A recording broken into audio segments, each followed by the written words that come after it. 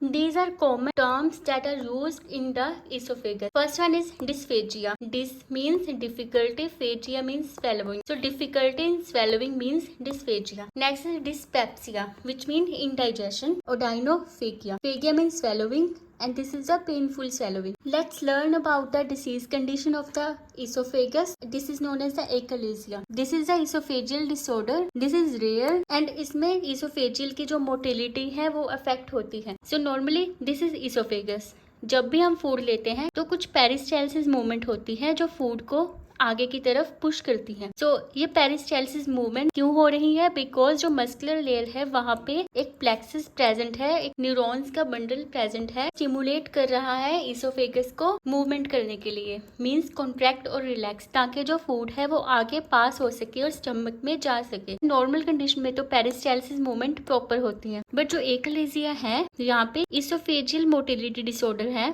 Means peristalsis movement proper नहीं हो रही. That is the first point. And second point is जो lower esophageal sphincter है वो क्लोज्ड है, वो प्रॉपरली वर्क नहीं कर रहा, जिसकी वजह से फूड है वो लोअर इसोफेजियल स्फिंक्टर से ओपन नहीं है, तो फिर वो स्टमक में नहीं जा पा रहा और अकोमुलेट होता जा रहा है हमारी इसोफेगस में. So achalasia is a rare esophageal motility disorder. और पेरिस्टालसिस क्यों नहीं हो पा रही? क्योंकि जो डीजनरेशन हो रही है गैंग्लियोनिक सेल्स की, जो नर्व सप्लाई कर रहे हैं सेल्स, उनकी डीजनरेशन हो रही है. एंड जो लोअर इसोफेजियल स्फिंक्टर है वो रिलैक्स नहीं हो पा रहा. अगर ये स्फिंक्टर रिलैक्स नहीं हो पा रहा, मींस कॉन्ट्रैक्ट रह रहा है, तो ये ओपन नहीं होगा और जो फूड है वो यहाँ पे अकोमुलेट होता जाएगा. So this is the food stasis in the oesophageal part. And इसकी वजह से जो इसोफेजियल की लाइनिंग है वो डायलेट हो जाएगी. Oesophageal dilatation will be there, leads to dysphagia means difficulty in swallowing and food stasis, जिसकी वजह से इसोफेजियल डायलेटेशन हो रहा है. Now what is the pathophysiology behind it? This is the loss of the mesenteric plexus which is a neuron bundle that is present in the oesophagus. वो अपना function नहीं कर रहा, जिसकी वजह से एलईए कॉन्ट्रैक्ट है,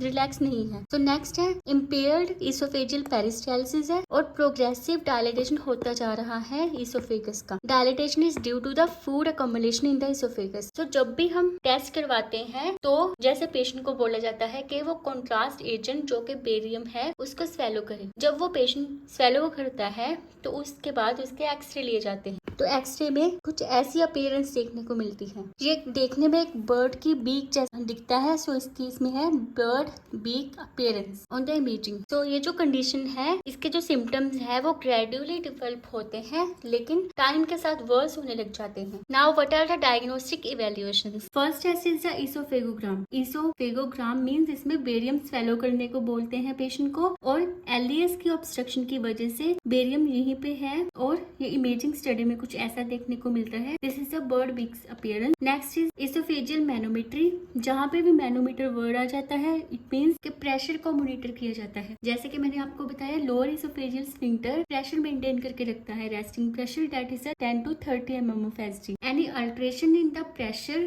में lead to the different condition. Like अगर तो लोअर इसोफेजियल स्फिंक्टर का जो प्रेशर है वो ज्यादा है, इट मींस जो स्फिंक्टर है वो रिलैक्स नहीं हो पा रहा, प्रेशर ज्यादा है above 35 mm of Hg और एब्सेंस ऑफ पेरिस्टालसिस, तो कंडीशन है एकलेजिया. एंड इसके ऑपोजिट अगर प्रेशर है 10 से कम, मींस स्फिंक्टर है वो इतना रिलैक्स है कि स्टमक का जो कंटेंट है वो भी इसोफेगस में जा रहा है एंड इट मींस रिगर्जिटेट हो रहा है. और ऐसी कंडीशन होती है that is a GERD. GERD में जो मैनोमेट्री में pressure less than 10 mm of Hg देखने को मिलेगा. And this is the gold standard test. And third one is the upper GI endoscopy. In the upper GI endoscope एक flexible tube है जिसके आगे कैमरा लगा हो, वो इंसर्ट की जाती है पेशेंट के इसोफेगस में और देखा जाता है, विजुअलाइज किया जाता है एरिया को. इसोफेगस में कहीं पे भी कोरोजन या कैंसर या कुछ भी ऐसी कंडीशन है वो देखने को मिलती है. To rule out the oesophageal cancer, upper GI endoscopy done.